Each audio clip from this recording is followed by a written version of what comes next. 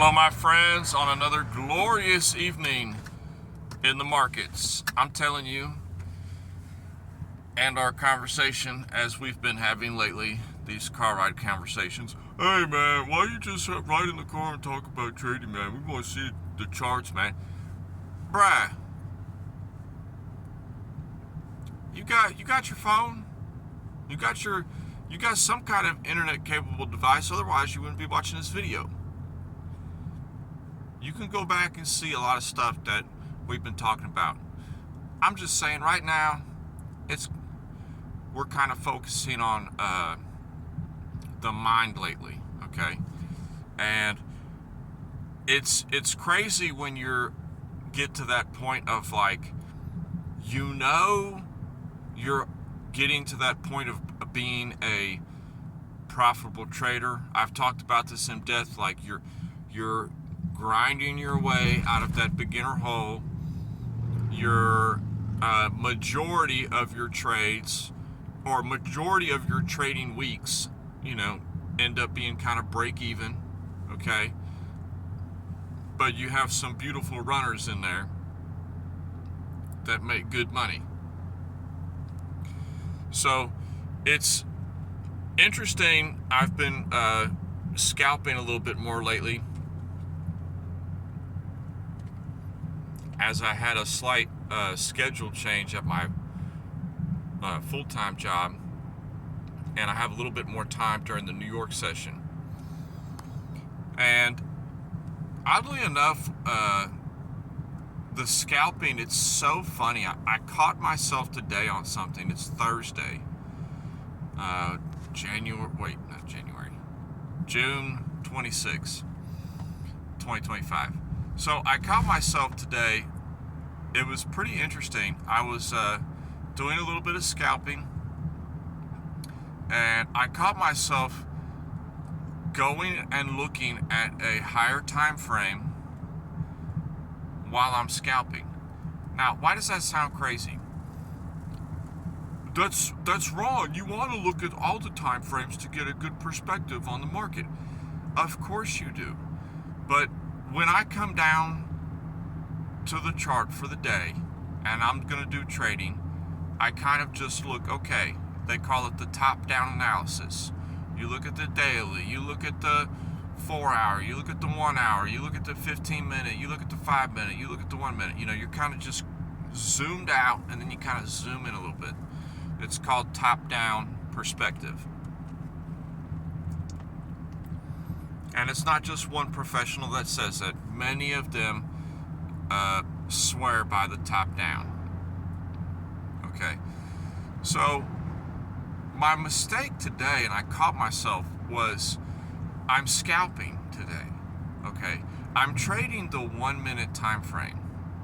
Any plan, setup, idea, situation I see unfolded should be based according to the movement of the 1-minute time frame.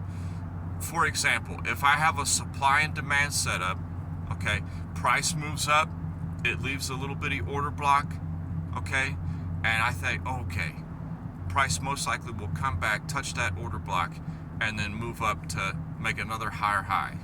Okay, a little demand setup. Beautiful. Nothing wrong with that. So when I take that, and I take the trade, boom, I get filled, boom, goes to my favor, perfect, makes a higher high. I caught myself today twice not closing the trade. Now, how does that make sense? The trading idea worked out perfectly. Beautiful trade.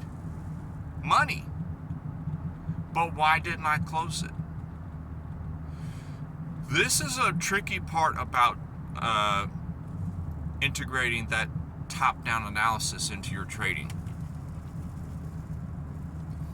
It's because you want to be aware whether some of the higher time frames are going to be in your favor or against you, okay, when you're trading small time frames. But you also have to understand that if you're scalping the 1-minute time frame, You're taking that position, that particular maneuver, and that's it. You get out. But the mistake I made was, in the back of my mind, I still had the memory of the 1 hour time frame and what the chart looked like. Okay, it was imprinted into my mind. So in my mind, I was thinking, okay, let's go ahead and hold this, because the 1 hour is most definitely in our favor in the direction we're pursuing, and we might get a potential gorgeous runner here, AKA, I have to start calling it, I guess I'll coin the phrase, forcing a runner. Okay, this is something like a little bit of a realization that I found out today. Because like I said recently, I haven't done much scalping, but the past week and a half I've gotten back into it a little bit since I've had time.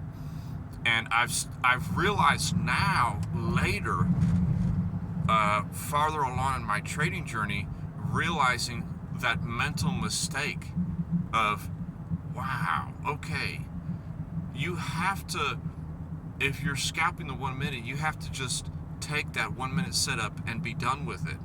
Okay, look for the next one. In and out, in and out, in and out. And this happens to a lot of people. You get a great buy on the 5 minute time frame. It's looking great, goes in your favor. You're up, let's say you're 25% of the way. No, let's just say it goes in your favor and the 5 minute idea plays out great. But in your mind, you know that the 4 hour, oh man, it's looking gorgeous. I'm going to hold this. It's up to you. You can hold it. But I realized that mistake today, and how often I've done that in the past, where I get a fantastic buy on something, price beautiful, I catch the bottom of that small time frame maneuver, but I don't close it when it's time to close it. I keep it open because I'm thinking of the higher time frame. Okay, that has cost me dearly in the past, and that is one of those fatal flaws that have really come to fruition today on keeping on the time frame that you're trading on.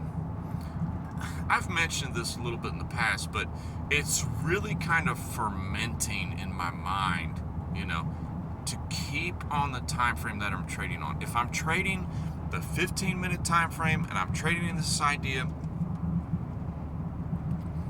then I should have my take profit where it needs to be on the 15-minute time frame, and I should have my stop well away on the 15-minute time frame. Okay, if you got a stop that's well away on the 1 minute time frame, but your take profit is on the 4H time frame, okay, you're expecting a 200-to-1 risk-reward ratio.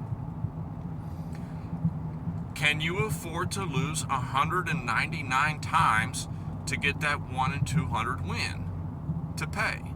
Okay, it's not worth it to me. I don't like doing that anymore. So today I caught myself doing that a little bit, with the 1 hour time frame. And it didn't take until I had a couple of stop outs that I realized, the 1 hour really, if I'm trading the 1 hour, then I should just pay attention to the 1 hour. And when I look back at the 1 hour and I really kind of think about it, I realized, oh, okay, well, of course it's gonna go there, the obvious stop. But because I was on the 1 minute time frame, I was ignoring the obvious stop on the 1 hour time frame that it ended up taking later in the session. Even though I had some gorgeous wins today. So it's very interesting, that top-down perspective on trading. I have to make a note to myself, a mental note, that if I'm coming to the chart for the day, I just need a general consensus on the higher time frames, because if everything is looking super bearish, okay, and I'm scalping on the 1 minute time frame, I don't necessarily want to go very heavy on the longs, okay, because they have a less probability of playing out, if that makes sense. On my short trades, I'll tend to go a little bit heavier on because they have a higher probability of playing out because the higher time frames are bearish. So there's a lot going on when you come to the charting and you're trading. It's a lot of things going in your mind, a lot of things. That's why it takes so much time, because there's a billion neurons firing in your mind simultaneously, trying to process all this information and add on to it the human intuition factor, which is key. And that kind of shows, you know, why it takes time in the market, and you have to be patient. But that's all I have today. That's all I have for today. I love everybody. Please like and subscribe. Just focus on the time frame that you're trading on, especially on the setups. Just because, you know, you got your little setup on the 5 minute time frame, don't expect that daily idea that you have to play out that day. Okay, the daily might have some more consolidation to do, and your 5 minute ideas are just going to get whacked around because you're not closing them when they're getting resistance. Okay, so I love everybody, and we will talk to everybody on the next video. Peace.